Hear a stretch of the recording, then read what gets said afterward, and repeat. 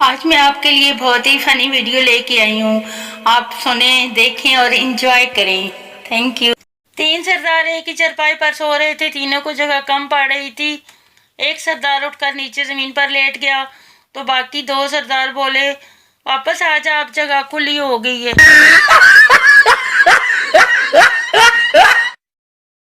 एक सरदार पानी में डूब रहा था कि इसके हाथ में मछली आ गई। सरदार ने मछली को बाहर फेंकते हुए कहा, मैं तो वैसे भी डूब रहा हूँ, तुम्हें तो बचा लूं। सरदार दरख्त से उल्टा लटका हुआ था। किसी ने पूछा, क्या हुआ? सरदार, यार सर दर्द की गोली खाई है, कहीं पेट में न चली जाए। सरदार छिलके समेत केला खा रहा था। आदमी, इसको छील तो लो। सरदार, छीलने की क्या जरूरत है, हमको यकीन है कि इसके अंदर केला है।